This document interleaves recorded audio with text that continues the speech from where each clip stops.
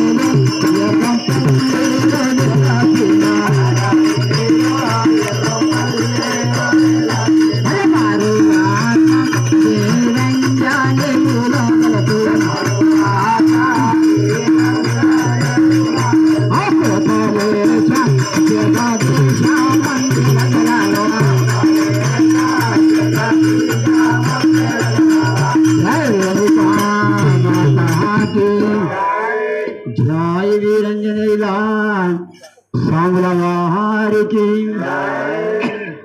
రాత్రి 3వ ఘట్టమందున అమ్మవారి గర్భమందున 4 కుమారులు ఒక కుమార్తె జన్మించినారు. అందులోపల పెద్దవాడు పరశురాముడు, రెండోవాడు దొక్కలయ్య, మూడోవాడు జంపలయ్య, 4వవాడు చిటికలయ్య. ఈ 4 కూడా మాత్రం ఒక ఆడబిడ్డ అయినటువంటి శ్రీయాల గౌరవంలో జన్మించినారు. పెద్దవాడైనటువంటి ఆ యొక్క పరశురాముడు కన్న తల్లి వద్దకు చేరుకున్నాడు.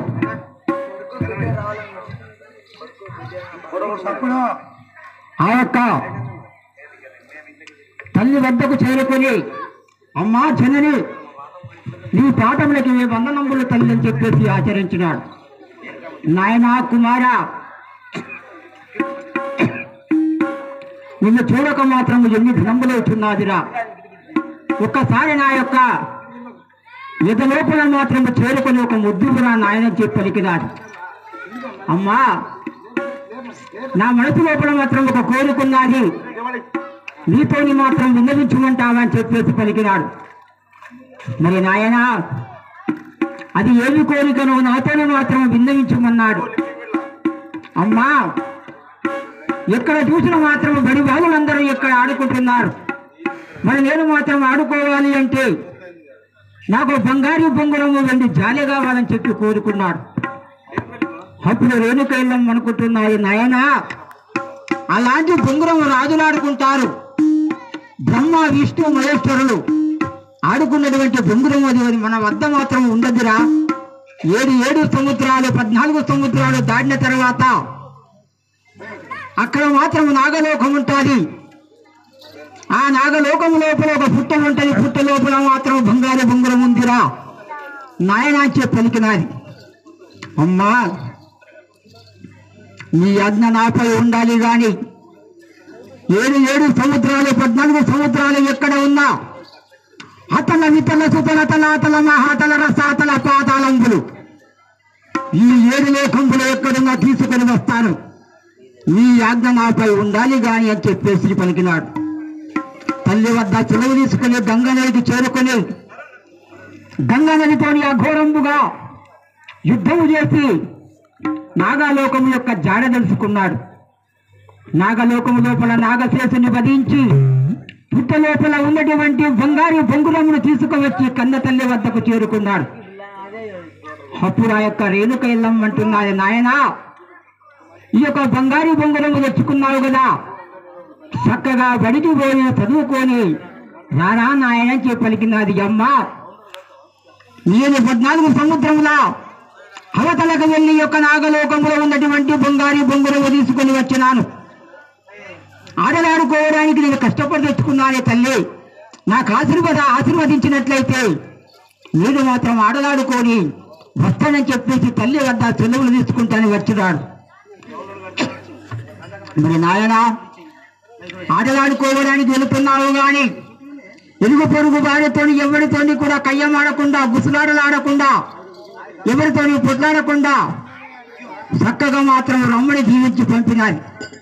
అప్పుడు పరశురాముడు ఆడభార్యతోని ఎగిరి గంతులు వేస్తూ అఘోరముగా అనేక విధములు ఆడలాడుకున్నాడు. ఆటబాలులంతా చూస్తున్నారు, ఏమిరా పరశురాముడు మాత్రం ప్రతి ఒక్క ఆడలోపల వాడిని ఎక్కుతున్నాడు. మరి తల్లిదండ్రులు ఆటలాడుకుందామని తల్లిదండ్రులు ఆడలాడుకున్నారు. ఏది పరశురామ, మా యొక్క తండ్రి పేరు మాత్రం నల్ల సిద్ధిరాజు, మా తల్లి పేరు సుగుణాలదేవి, మరి నీ తల్లిదండ్రుల పేరు నీవు తెలుపురనగా పరశురాములకు తల్లి పేరు చెప్పగలిగినాడు కానీ తండ్రి పేరు మాత్రం చెప్పడం లేదు. ఎందుకంటే తాను కూడా చిన్ననాటి నుంచి చూస్తూనే ఉన్నాడు, జననియే కనబడుతున్నాయి కానీ జనకుడు మాత్రం కనబడటం లేదు.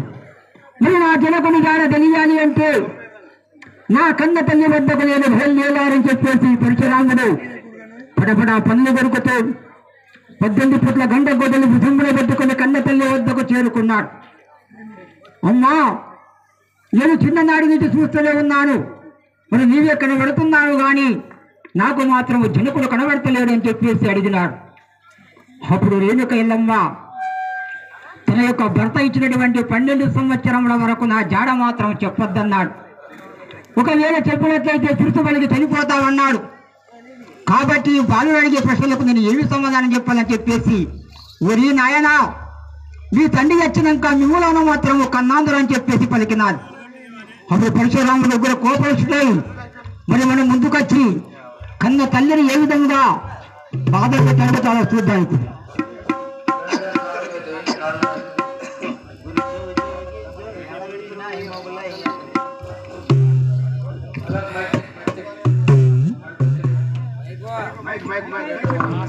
Mike.